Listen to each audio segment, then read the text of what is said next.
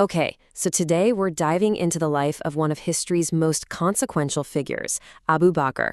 His story is absolutely central to the dawn of Islam, and to really get a grip on his impact, we've got to start at a single desperate battle, one that could have ended everything before it even truly began. I want you to just imagine this for a second. You're standing on a battlefield out in the desert, and you are outnumbered 3-1. You've got just over 300 fighters, not a lot of gear, and you're up against a well-equipped army of almost 1,000. The entire future of your faith, it's all hanging in the balance. Well, that was the scene at the Battle of Badr. You see, this wasn't just a fight for land or money. For the early Muslims, this was a fight for their very survival. That prayer from the Prophet Muhammad says it all, right? They truly believed that if they lost here, the message of Islam itself could just vanish. The stakes could not have been any higher. But to really understand this moment, we need to look away from the front lines for a second and focus on the man who was standing guard at the Prophet's tent. His job wasn't to be a general, it was to be a protector. That man was his closest friend and his father-in-law, Abu Bakr. So, who was this guy? Well, he was born into a wealthy merchant family in Mecca, and he was one of the very first freemen to accept Islam. He was Muhammad's constant companion, and he's famous for being with him on that dangerous migration, the Hijra, from Mecca to Medina, even hiding in a cave with him to escape their enemies. You know, you can tell a lot about a person from the nicknames they get, and his really speak volumes. He was called Al-Sadiq, or the Truthful, because his belief never ever wavered. The Quran itself calls him Al-Sahab, the companion, and he was also known as Atiq, the saved one. These weren't just titles, they were basically descriptions of his very character. Now, back at the Battle of Badr, his bravery was different.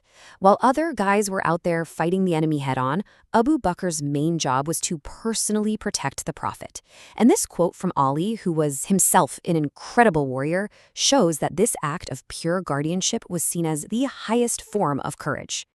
All right, so let's get back to the battlefield and see how this all plays out. The result was, well, it was absolutely stunning. The tiny Muslim army completely routed the larger, better-armed Quraysh force.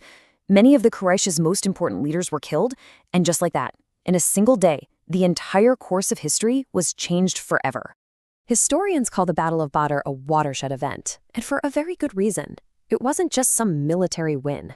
It basically announced to the world that this new Muslim community was a real political and military force, one you couldn't just ignore or crush. For them, it was proof that God was on their side.